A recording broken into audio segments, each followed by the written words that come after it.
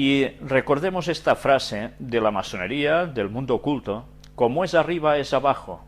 Y esto ya es algo de la antigüedad.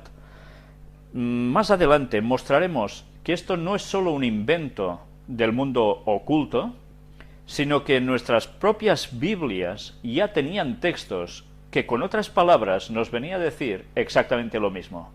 Por tanto, comprobaremos los plagios de Satanás una vez más, conociendo él mejor que nadie, que ninguno de nosotros, qué hay en el cielo, qué hay en la tierra, los designios de Dios, mucha de su ciencia, y lo que él ha intentado copiar, imitar, para seducir a la gente y arrastrarla totalmente a su terreno.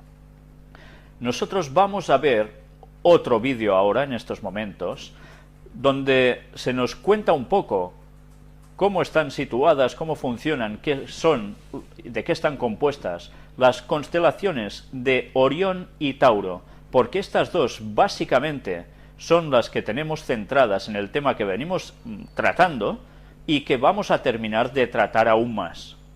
Vamos a entrarlo.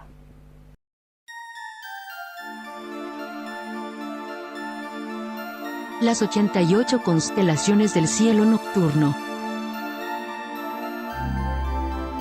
El cazador Orión y el toro.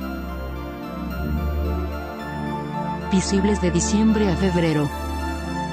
Mirando al oriente veremos sus figuras. Las famosas estrellas conocidas como los tres reyes forman el cinturón de Orión. Esta es la forma de Orión. Y sus estrellas más brillantes son Bellatrix, Betelgeuse, Rigel y Saiph. Y en el cinturón, Mintaka, Al-Nilam y Al-Nitak. Orión es el cazador gigante hijo de Poseidón y Gea, la madre tierra. Según la leyenda, al morir por la picadura del escorpión, Zeus puso a Orión en los cielos. Por esta razón, cuando Orión desaparece del cielo, toma su lugar el escorpión. En Orión podemos encontrar la bellísima nebulosa de Orión, M42. Orión está acompañado por el toro y la liebre, Taurus y Lepus en latín. Veamos sus figuras. El toro representa al dios Zeus. También representa al gigantesco toro Meneo, con quien Jasón el argonauta peleó.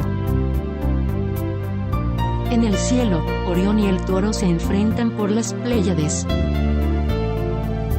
Las Pléyades son las 7 hijas de Atlas y Pleione. Ellas son Esterope, Taigeta, Selaeno, Electra, Maya, Merope y Alcione. Aldebarán es la estrella más brillante de esta constelación, es el ojo del toro. También tenemos a la constelación de la liebre, Lepus en latín.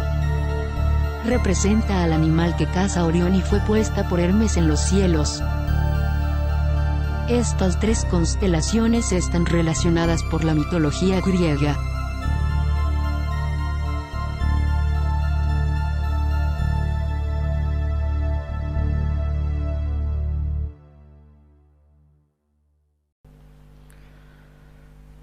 Bien, ya habéis visto cómo están puestas en el cielo, en el firmamento, estas dos constelaciones.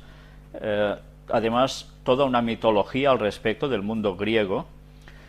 Pero veréis que no es la única explicación que hay de por qué Orión y Tauro tienen esa disputa y además aparecen las Pléyades. Aquí se da toda una teoría de la mitología griega, pero vamos a ver cómo aún hay más al respecto. Pero bien, esto nos ha servido para ubicarnos un poco cómo están estas constelaciones puestas en el espacio, y no sé si os habéis dado cuenta que habla también de una estrella llamada Aldebarán. Los que habéis visto la película de Star Wars, La Guerra de las Galaxias, os va a sonar mucho este nombre, ¿verdad? Ya sabéis por qué, ya lo hemos comentado alguna vez. Pues bien, sabiendo todo esto y estando ya ubicados, mirad algo muy interesante. Tantas veces se ha hablado sobre la esfinge famosa que hay allí en Egipto y que sorprende tanto esta pequeñísima cabeza en proporción con el cuerpo, pues ya sabéis que todo parece indicar que esa cara de algún faraón que se esculpió allí fue posterior, porque algo se había reducido en esa cabeza. Y además las conclusiones a las que se llega es que el deterioro que ha sufrido esta efigie es precisamente debido a una lluvia potentísima, torrencial, que fue precisamente perfilando, redondeando todas las capas de las rocas, y que finalmente ha quedado tan deteriorada que hay partes que no se sabe muy bien qué parece que eran. Pero bien, me gustaría que os fijaseis en la composición de esta imagen.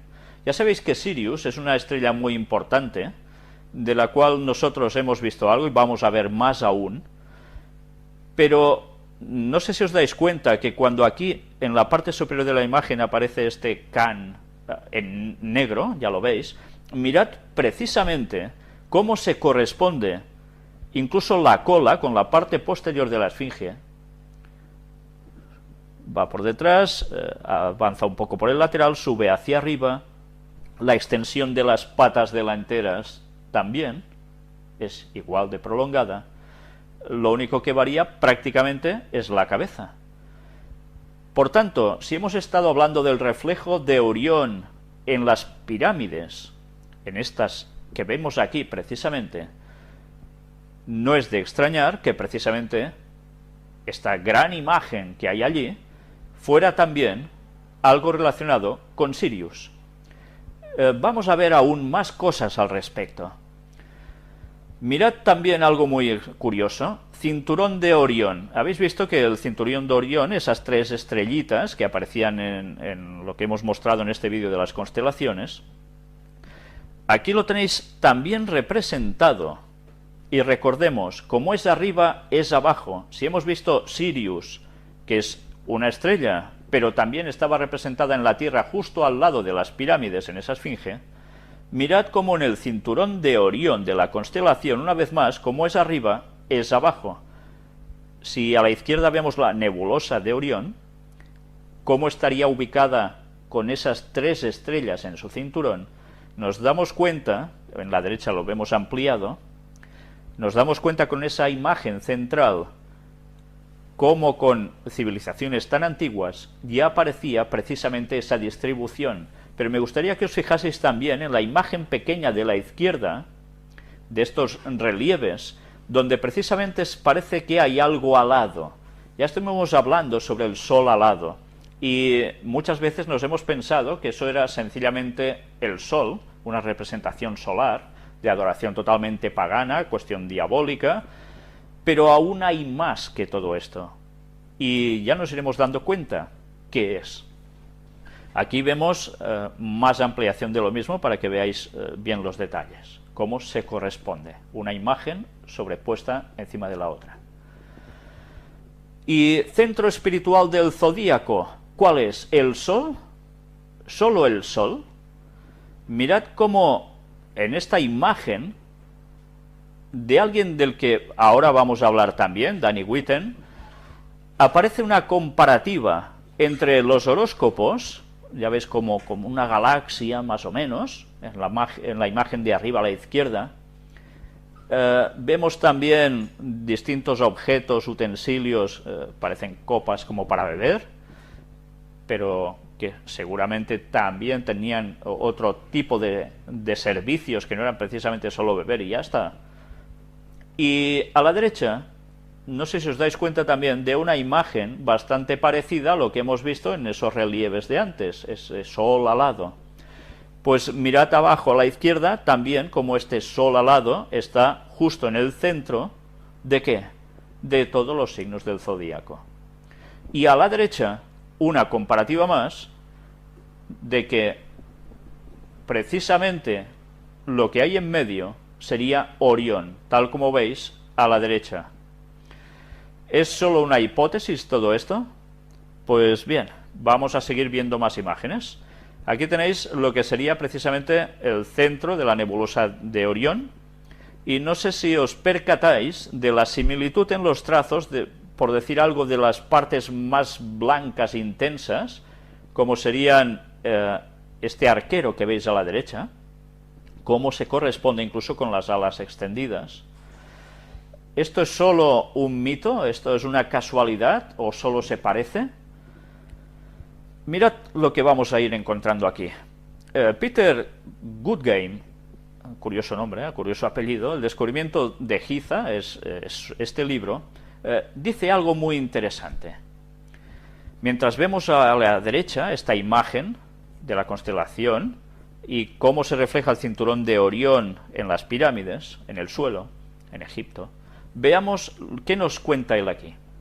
Así que una vez que se trajo de vuelta la gran pirámide de Giza, la primera y la última incorporadas restantes de las 7 maravillas del mundo antiguo, que es el lugar de descanso de Osiris. La gran pirámide es en sí misma, no es sino una estructura dentro de una de las principales necrópolis, que fue diseñado de acuerdo a la disposición de la constelación de Orión, el gran cazador en el cielo. Mirad bien los nombres que se le dan a este gran cazador en el cielo de la constelación de Orión: Osiris, Gilgamesh, Nimrod. Como hemos intentado demostrar, dice él aquí, Osiris no es otro que el bíblico Nimrod, el cazador poderoso ante el Señor. Sorprendente que Osiris sea el Nimrod que aparece en la Biblia, que haya esta correspondencia entre el cielo, la tierra. Vamos a ver más sobre todo esto. El origen de la cosmología masónica no es el templo de Salomón, sino la torre de Babel de Nimrod. Sabéis que normalmente la masonería habla mucho sobre Hiram Abiy, fundador del templo de Salomón, o el constructor del templo de Salomón, como la sede básica de donde sale prácticamente la masonería. Pero en verdad esto no es así. El templo de Salomón no fue hecho como una cuestión masónica para nada, sino que era la providencia de Dios tal como lo ordenó. Pero en verdad toda la cuestión cosmológica que utiliza la masonería y el mundo oculto en general no procede de allí solo, que allí también extrajeron cosas, sino que además procede directamente de la Torre de Babel. ¿Cómo podemos ir mostrando todo esto? Mirad qué nos dice Génesis 10, del 6 al 12. Hace una descripción de los hijos de Noé, y nosotros nos vamos a centrar en uno de los 3, Cam, que ya sabéis que fue precisamente el maldito de ellos. Los hijos de Cam fueron Cus, Mizraim, Fut y Canaán. Ya veis que precisamente la tierra de Canaán, la que posteriormente fue dada, la tierra esta en concreto, al pueblo hebreo, pertenecía a los ancestros que eran precisamente el mismísimo Canaán, que era hijo de Cam. Por tanto, ya podemos imaginar que lo que allí se hacía, si era alguien que estaba precisamente en el lado oscuro de la cuestión, no iba a ser nada bueno. Entenderéis ahora por qué Dios hizo fuera esas naciones delante del pueblo hebreo. Precisamente se estaban vinculando plenamente a todo lo satánico.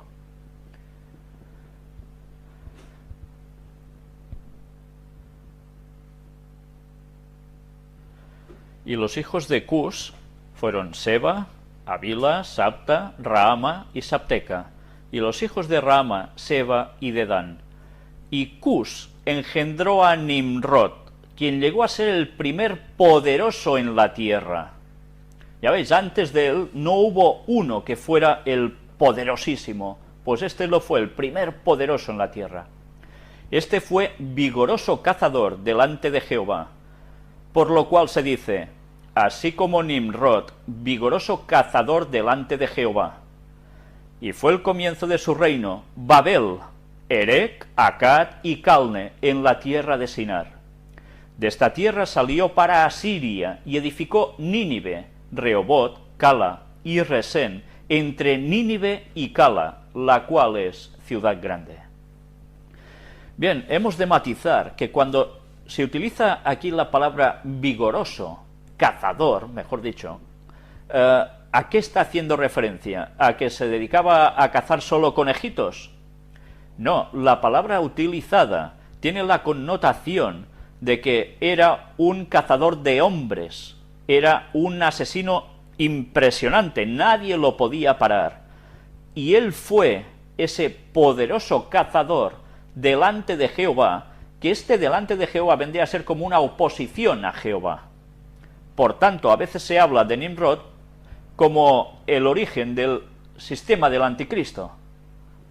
Pues bien, no solo es esto, mirad que lo que él empieza a edificar en su reino, ¿qué es? Babel.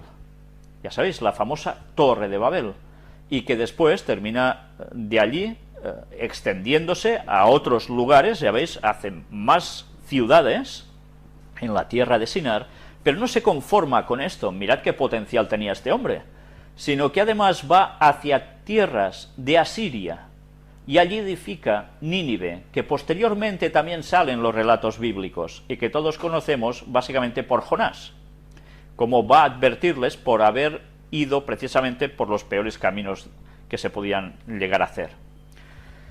Luego no se conforma con esto, va también y va creando más lugares, más ciudades.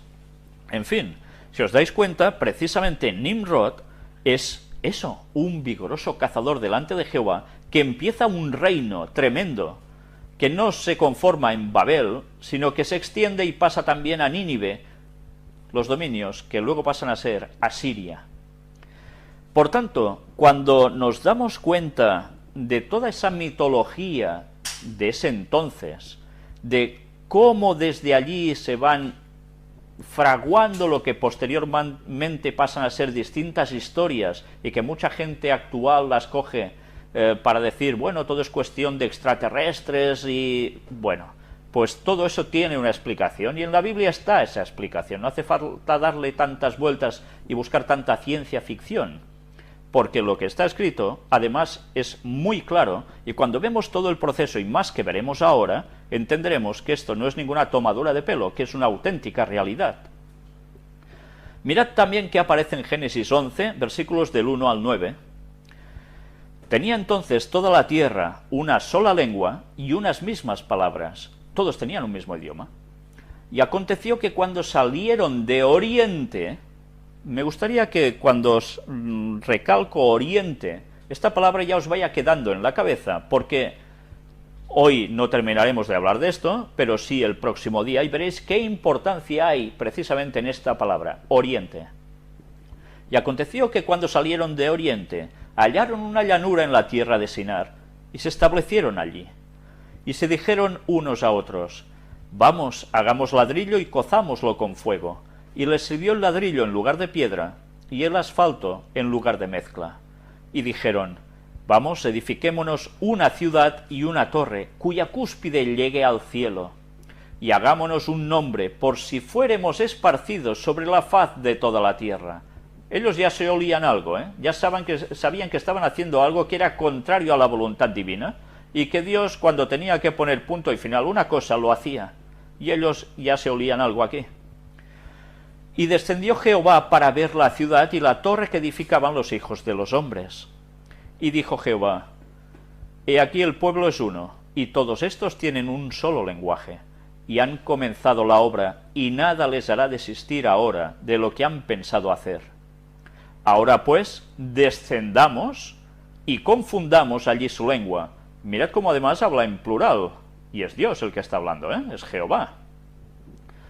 Para que ninguno entienda el habla de su compañero. Así los esparció Jehová desde allí sobre la faz de toda la tierra, y dejaron de edificar la ciudad.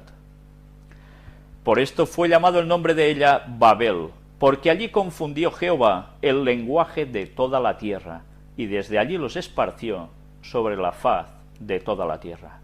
Precisamente lo que ellos ya se temían que iba a suceder, pues es lo que les sucedió. Estaban plenamente en revuelta contra Dios y contra la voluntad del Señor. Pues bien, cuando habla aquí en este plural que antes os he dicho, evidentemente está denotando que si baja Jehová y habla en plural de descendamos y confundamos, aquí no se está hablando de una divinidad, y evidentemente uno no se habla a sí mismo en este plan, ¿no? Esa divinidad es compuesta. Pero si nosotros volvemos a la cuestión, nos damos cuenta cómo todo esto es cuando antes o post diluvio. Es después del diluvio. Por tanto, cuando Nimrod hace todo esto que hemos leído hasta aquí, nos damos cuenta que Nimrod, ya en sí, ¿qué llevaba junto a toda esta gente? Pues el paganismo que Cam les transmitió como su progenitor. Por tanto, una vez más, nos damos cuenta cuál es el origen de toda esta filosofía espiritual satánica desde el mismísimo inicio de los albores después del Arca de Noé. Pero que evidentemente esto ya estaba antes, porque eso es lo que se transmitió a través de Cam. Y mirad ahora qué encontramos aquí respecto a Orión. En hebreo, esto es curioso, y en el próximo día mostraremos una serie de palabras, el origen de ciertas palabras que nos van a dar una gran comprensión sobre muchos de los textos que tantas veces hemos leído en la Biblia y no hemos terminado de coger los conceptos que realmente tiene. Orión en hebreo significa también el tonto. Y diréis, ¿cómo? ¿Orión? No es un cazador y no es una constelación. ¿Qué tiene que ver con el tonto? En Job 38-31, que aparece encadenada con la vieja leyenda de esta estrella, representa como un héroe que con soberbia se rebeló contra Dios y por lo tanto, ¿qué es? Un tonto. Si se rebela contra Dios hay que ser tonto. Y fue encadenado en el cielo como un castigo, porque su salida es en el tormentoso período del año. Es Nimrod, el impío muy rebelde, entre los asirios, que hemos visto que es lo que él ha creado. Orión entre los griegos. Pero mirad ahora, sabeísmo, adoración de las huestes celestiales y héroe de culto se mezclaron en su persona. Ahora veremos qué es esto del sabeísmo exactamente. La primera vez que subvierte el orden patriarcal de la sociedad mediante la sustitución de un caciquismo, un cacicazgo, sobre la base de la conquista. Y esto aparece en Génesis 10.9 y Génesis 10.10. Ya veis, es un comentario de Jamieson, Fawcett y Brown. Pero mirad también en esta comparativa que veis a la derecha de los distintos nombres que tiene Nimrod en distintas culturas de esos tiempos tan antiguos. Ya veis que hay un montón que seguro que conocéis de sobras, pero hay uno que evidentemente cabe destacar en la columna de la derecha y que veis marcado en rojo. Otro nombre de Nimrod es Osiris. Bien, no sé si esto os está dando ya alguna vislumbre de cómo Satanás empezaba a hacer sus plagios para que tal como era arriba en el cielo, fuera abajo en la tierra. Tal como había ido su rebelión en el cielo, continuaría igual en la tierra. Y de esto vamos a ver muchas más cosas. Aquí tenéis qué significa sabeísmo exactamente. Religión de los sabeos, que daban culto a los astros, principalmente al sol y a la luna. ¿Y quiénes eran los sabeos? Bueno, os sonarán bastante. Natural de Saba, perteneciente o relativo a esta región de la Arabia Antigua. Todos recordaréis a la famosa reina de Saba, la que fue en busca de oír la sabiduría de Salomón, de la que después se ha especulado tantísimas cosas, ¿no? Y incluso se ha dicho que tuvieron un hijo con Salomón y que no la réplica, sino el arca de la alianza original se la llevaron a Etiopía y allí está guardada. Bien, esto es una teoría que evidentemente no es cierta, aunque ellos puedan tener una copia perfectamente igual, a menos por fuera, de lo que era el arca de la alianza. Y esto no os lo perdáis, porque dentro de poco también en esta misma temática vamos a exponer una vez más, pero con unos detalles que a muchos les van a dejar, bueno, no sé si un mal sabor de boca, pero que si son sinceros les va a abrir una vislumbre tremenda sobre toda la cuestión del arca de la alianza y cómo es la divinidad. Pero bien, sigamos nosotros. Ya vemos que una vez más todo tiene función con los astros. También es curioso ver cómo precisamente la reina de Saba seguramente estaría vinculada con todo su reino a este tipo de adoraciones tan paganas, tan zodiacales, y que después de ver precisamente cómo funcionaba Salomón y de ver la verdad de Dios, con toda la sabiduría del hombre más sabio de este mundo que ha pasado jamás por él, y explicándole a saber cuántas cosas, ya sabéis que precisamente a partir de allí, en esa zona de Etiopía, lo que era ese Yemen también, nos damos cuenta cómo ellos cambian su religión, y aún en Etiopía, que hay, pues precisamente, religión judía, y ellos custodiando, dicen, el arca. Vamos a seguir avanzando, porque ahora vamos a darnos más cuenta de estos plagios satánicos, y hay dos textos que son claves, uno está en Isaías 14, otro en Ezequiel 28, donde se nos habla de la rebelión de Lucifer en el cielo, y una vez más vamos a darnos cuenta de esos paralelismos entre el cielo y la tierra. Aquí solo hemos elegido unos pocos versículos para mostraros, porque en la siguiente conferencia vamos a hablar sobre más versículos al respecto. Pero hoy vamos a coger la parte que más nos interesa. Del 12 al 14 nos dice en Isaías 14: ¿Cómo caíste del cielo, oh lucero, hijo de la mañana? Cortado fuiste por tierra, tú que debilitabas a las naciones. Mirad, cortado fuiste por tierra, ¿eh? O sea, ya no está hablando de que está en el cielo, sino cortado fuiste por tierra. Tú que decías en tu corazón: subiré al cielo, en lo alto, junto a las estrellas de Dios. Levantaré mi trono, y en el monte del testimonio me sentaré a los lados del norte.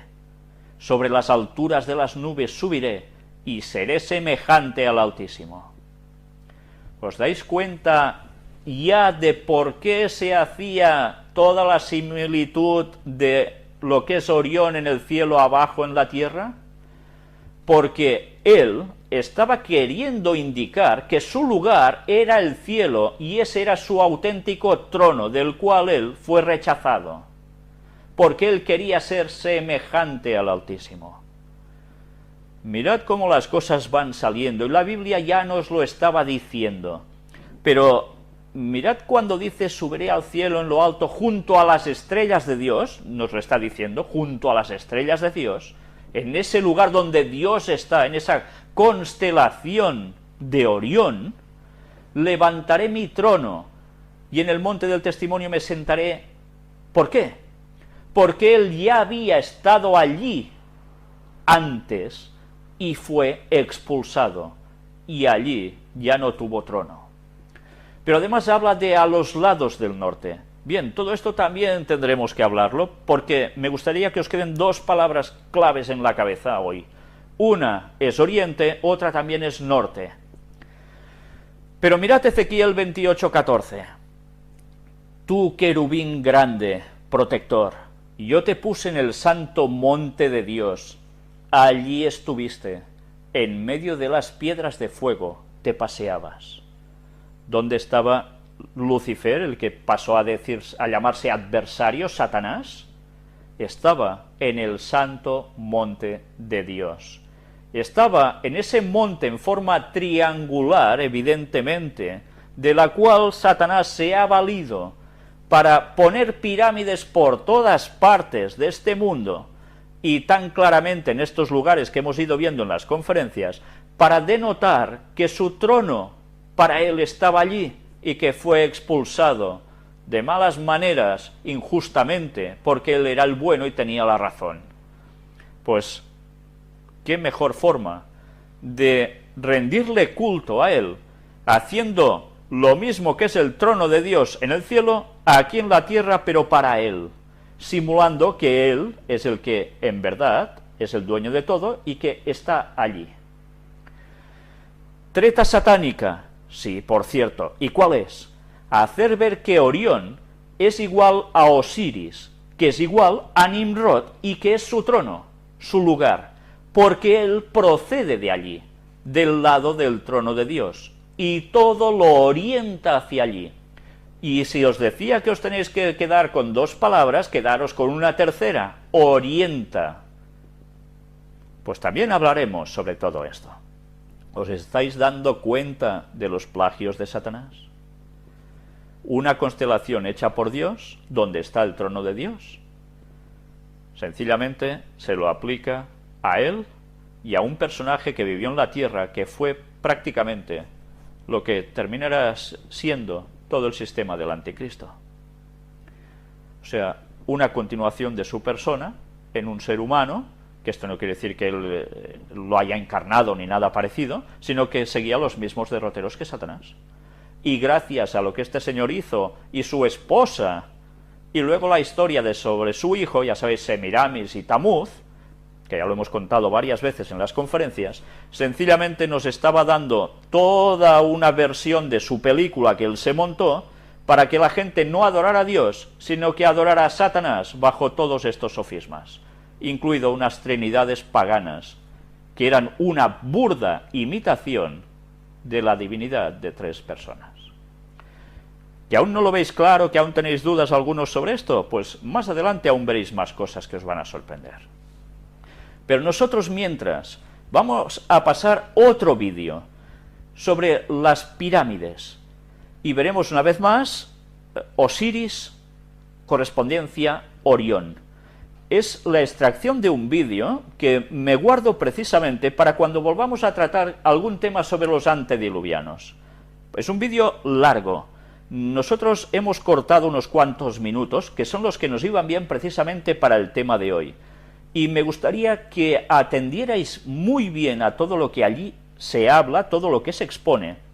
Evidentemente veréis que quizás se habla de una proporción de años que no se corresponden con la realidad. Ya sabéis que la vida sobre el planeta Tierra tiene solo 6.000 años, le faltan unos pocos añitos para que se cumplan esos 6.000 años, pero bien, de eso también hablaremos en su momento, y de la gran importancia que tiene ese detalle. Nosotros mientras vamos a centrarnos, y escuchad bien y bien atentos, en este vídeo sobre estas pirámides. Inexplicable. ¿Cómo pudieron los constructores alinear sus gigantescas pirámides con los puntos cardinales tan impecablemente? En perfecta dirección este-oeste y norte-sur, con una exactitud no igualada por los modernos constructores. La Gran Pirámide parece ser un modelo matemático del hemisferio norte e incorpora el trascendental valor de pi, las veces que cabe el diámetro de un círculo en su circunferencia.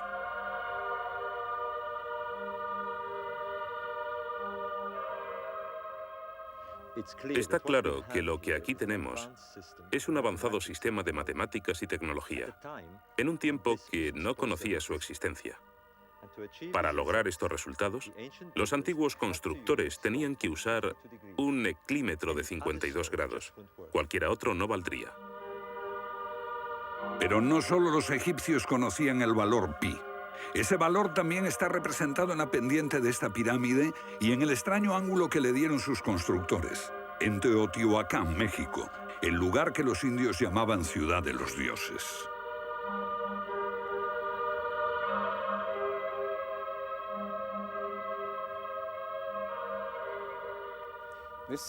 En su época, esta ciudad fue más grande que la Roma imperial. Lo que pueden ver es una serie de estanques que llenaban de agua, cuya superficie lisa reflejaba los cielos y cuyas ondas podrían servir como anuncio de terremotos. Estos templos, en el lado opuesto, se cree que representan cuerpos celestiales. Una cosa está clara: todo el lugar parece tener una especie de obsesión con la astronomía y la eternidad. En los equinoccios, el 21 de marzo y el 21 de septiembre, estas pirámides proyectan sombras gigantes, lo que las convierte en un perfecto reloj para la medición del tiempo. Como si proviniesen de una fuente común, las antiguas civilizaciones de todo el mundo exhiben un sofisticado conocimiento de los cielos que todavía nadie ha explicado. Fascinación por el sol, las estrellas El lento e inexorable movimiento de la Tierra determina que las constelaciones parezcan viajar por los cielos nocturnos y por las épocas.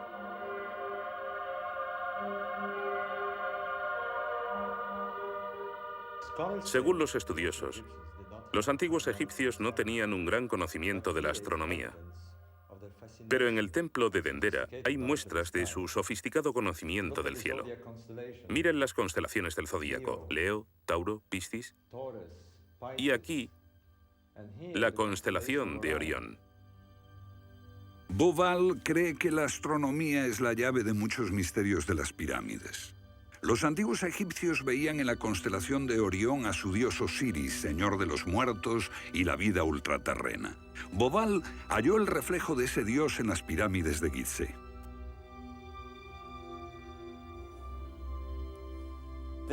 Esto es realmente un misterio. Pequeños canales de ventilación orientados hacia arriba. Para los egiptólogos no eran más que canales de ventilación, pero los astrónomos piensan distinto. Para el antiguo Egipto esto fue Rostau, la entrada al reino subterráneo, el reino del dios Osiris u Orión.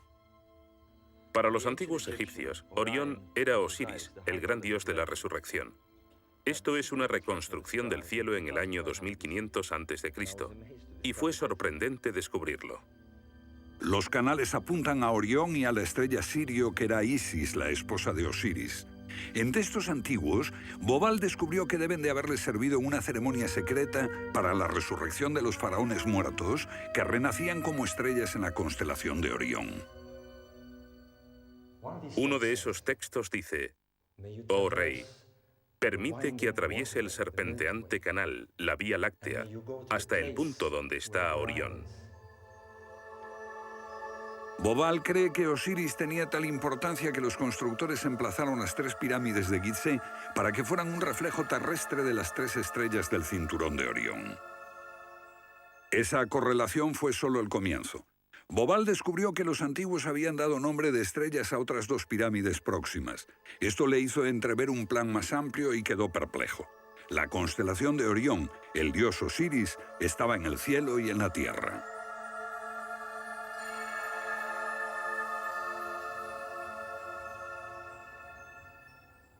México, donde Teotihuacán presenta otro paralelo. Una leyenda la llama la ciudad de los dioses y sugiere que su propósito era convertir a los hombres en seres celestiales. Como ocurre en Egipto con las pirámides de Giza, los mitos hablan de la reencarnación en las estrellas. Ese es el secreto de Teotihuacán.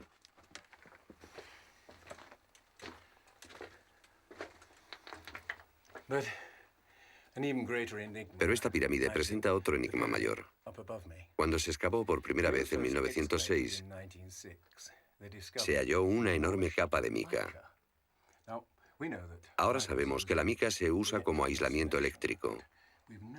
No tenemos idea de para qué la utilizaban ellos. Lo que resulta aún más extraño es que la mica procede de Brasil. Imaginemos el problema de trasladar toda esta mica a más de 2000 kilómetros de distancia. ¿Cómo? ¿Con qué finalidad? No tenemos ni idea. Tiahuanaco, Bolivia. Otra cultura perdida revela la misma fascinación por el sol y las estrellas. Hace 100 años, el arqueólogo boliviano Poznański observó que en el primer día de primavera el sol salía exactamente por el centro del templo. Fue el inicio de un gran descubrimiento. Poznański descubrió que este templo era un observatorio, un gran reloj para medir la progresión del sol. Y podemos utilizar ese alineamiento astronómico para datar el lugar. Durante el año el sol sale cada día por un punto diferente del horizonte. El primer día de primavera un observador vería salir el sol exactamente en el centro.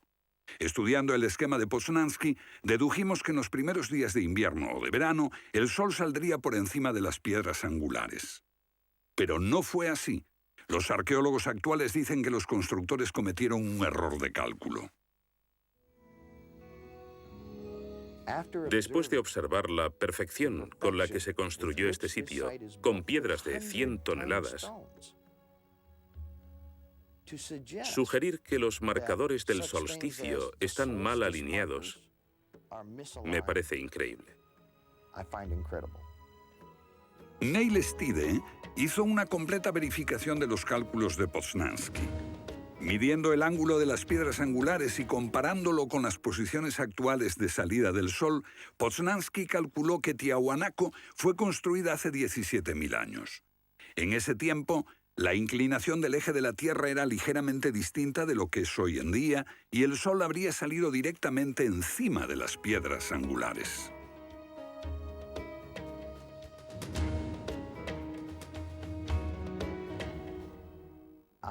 Yo sospecho que la fecha sería más bien de 12.000 años. Pero eso haría que todos nos cuestionásemos completamente los orígenes de la civilización. Una civilización perdida en el tiempo dejó sus huellas en varios lugares del mundo. Los sacerdotes egipcios dijeron al filósofo griego Platón que una civilización así habría existido hace 12.000 años. Pero según la ciencia, el ser humano abandonó la prehistoria hace solo 5.000 años. En Egipto, el investigador John West descubrió que la esfinge de Gizeh no resultó alterada por el clima de la misma forma que las construcciones del entorno, erosionadas por la arena y los vientos del desierto. En vez de un desgaste horizontal, la esfinge tiene marcas de erosión redondeadas y onduladas. No se necesita ser geólogo para mirar y ver lo que se debe al tipo de clima. Solo el agua, cayendo copiosamente sobre las paredes del recinto, pudo producir esos contornos redondeados.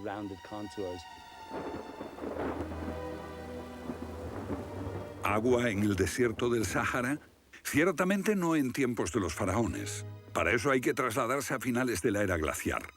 Unos 10.500 años antes de Cristo, miles de años antes de que existiesen los faraones.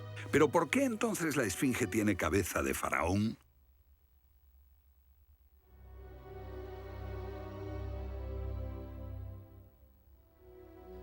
La cabeza es desproporcionadamente pequeña.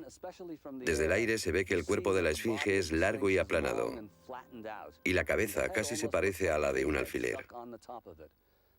Para nosotros, esto indica que ha sido tallada más de una vez. En otras palabras, la cabeza se rehizo en algún momento de su larga historia. John West cree que la esfinge era originalmente un enorme león que un desconocido grupo de escultores modeló en la roca antes del 10.500 a.C. Se comenzó a erosionar cuando el final de la era glaciar alteró el clima y causó lluvias que cayeron durante siglos. Solo miles de años después, un faraón habría tallado la cabeza con su propia imagen. ¿Tiene la esfinge más del doble de la antigüedad que creíamos? La teoría fue ridiculizada por los egiptólogos, pero los geólogos les respondieron que los hechos estaban allí. Más extraño aún. Según Robert Bauval, la evidencia astronómica sugiere que las pirámides de Gizeh parecen revelar esa increíble antigüedad. La disposición de Gizeh coincidía misteriosamente con la posición de Orión en el año 10.500 a.C., cuando la esfinge miraba hacia Leo, su propia imagen en los cielos. La puesta de Orión en esa fecha distante se correspondía exactamente con las tres pequeñas pirámides, y existen muchos otros hechos difíciles de entender.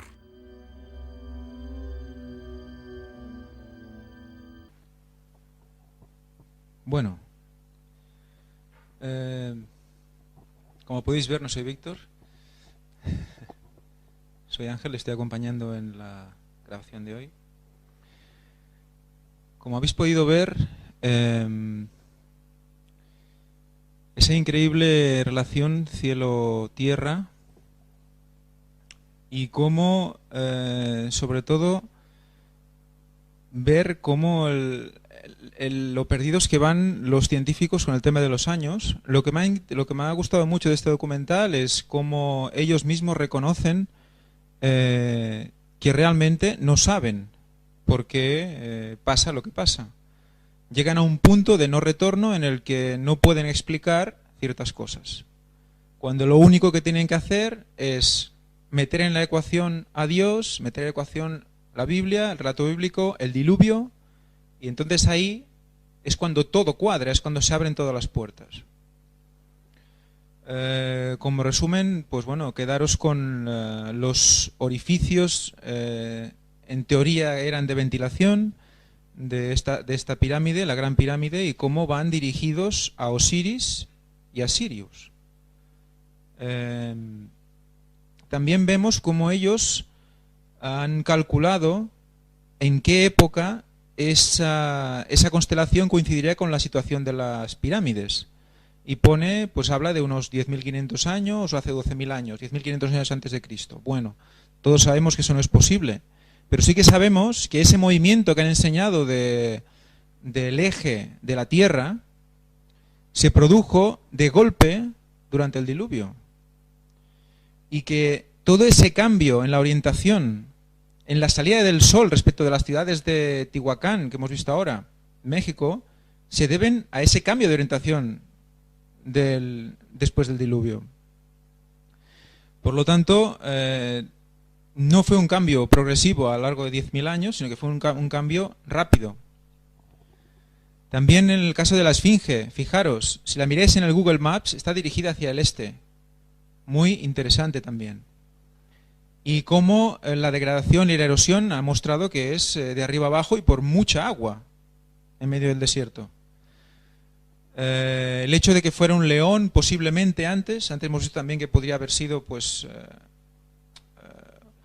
un can, pero el hecho de que sea un león orientado hacia el este también es interesante por el hecho de que, bueno, Jesús, el león de Judá, bueno, lo dejamos ahí, más adelante lo vamos a tratar, pero bueno, os dejo con Víctor, que se está mordiendo las uñas y quiere decir algo. Bien, doy gracias a Ángel por sus aclaraciones, que son muy pertinentes, por toda la razón del mundo, en este caso seguro. Y me gustaría destacar también algo más. Si os habéis dado cuenta, nos hablaban de quién era para ellos Osiris.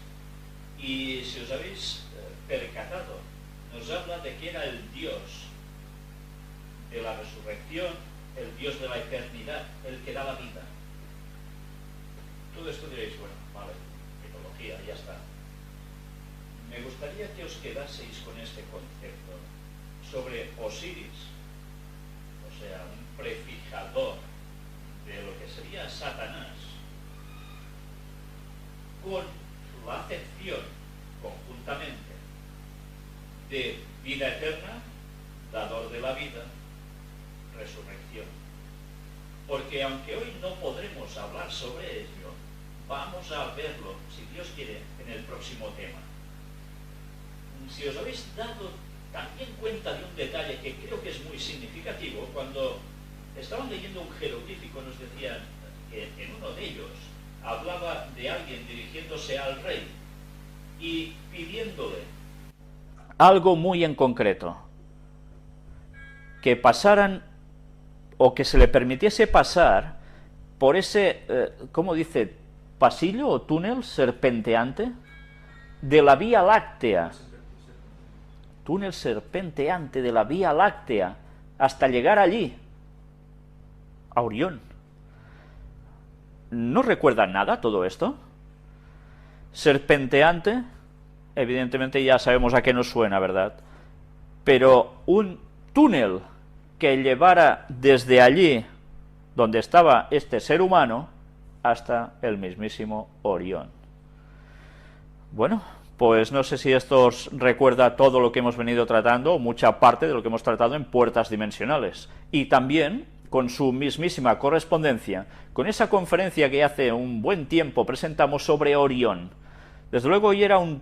¿Sabéis? Cuando me han preguntado qué título le ponemos a la conferencia de hoy para enviar el mensaje a la gente para que lo sepa, pues tenía dudas, porque no sabía si ponerle Orión segunda parte, Puertas Dimensionales u otro nombre, porque es que tiene una conexión con tantísimas cosas que os vais a dar cuenta que al finalizar no solo esta conferencia, sino la que viene y quizás la posterior, que todo cierra, todos esos conceptos que hemos venido manejando durante todo este tiempo, cierran a la perfección cuando conocemos estas cosas y las cosas que vamos a ver. Bien, había más detalles interesantes. Si os habéis dado cuenta también cómo en América hay también más o menos lo mismo, la misma forma de construcción de pirámides y un cierto significado. Y mirad cómo también el señor que lo estaba presentando, supongo que debería ser, no sé si un arqueólogo, estaba comentando de que parecía que toda esa gran ciudad enorme estaba como montado con una obsesión precisamente con la eternidad. En fin, ya veis que todo tiene una correspondencia. Y en el mismo vídeo, ya lo habéis visto, dicen una vez más, lo de arriba igual abajo. Y aquí veis una comparativa también entre una pirámide y ya veis qué tipo de pirámide, ¿no? Antes hemos hablado que tenía unas salidas, como hemos dicho, como de escapes, ¿no? Les llamaban. Y que curiosamente iban encaradas una hacia Sirius, precisamente. Pues puesta una pirámide, ya veis, una cabeza puesta allí en lo que sería dentro de una pirámide, evidentemente ampliada, nos da precisamente dónde estaría cada cosa que hay básica en una pirámide. Ya sabéis, donde hay el féretro teóricamente, ciertos pasillos, etcétera. Y precisamente se correspondería con el cerebro humano. Si os dais cuenta, esta cabeza tiene el cerebro también dibujado, y cada cosa se inserta precisamente en un lugar preciso del cerebro, cada parte de esas pirámides. Incluso mirad la parte que desciende de la pirámide, como en un túnel, donde pone desde el norte, que va hacia el centro, descendiendo en diagonal, hacia donde pone aquí en inglés carotid. ¿Quieres decir algo, Ángel? Sí, recordemos el vídeo que hemos visto, los conductos que se suponían que eran de ventilación. Aquí también están dibujados. Son esas líneas grises que veis a un lado y a otro de lo que sería pituitaria y la zona de la pineal. Estos túneles grises que veis aquí, pues un poco la similitud de lo que decíamos, del contacto con Dios. Ellos dirigían la cámara secreta, la zona donde el faraón estaba enterrado, directamente a Orión y a Sirius. Para la eternidad. Para la eternidad. Buscaban la eternidad. O sea, es el paralelismo con nosotros y Dios. Ahí está el cerebro, que tiene que estar en contacto constante con Dios para tener, ¿qué? Esa eternidad.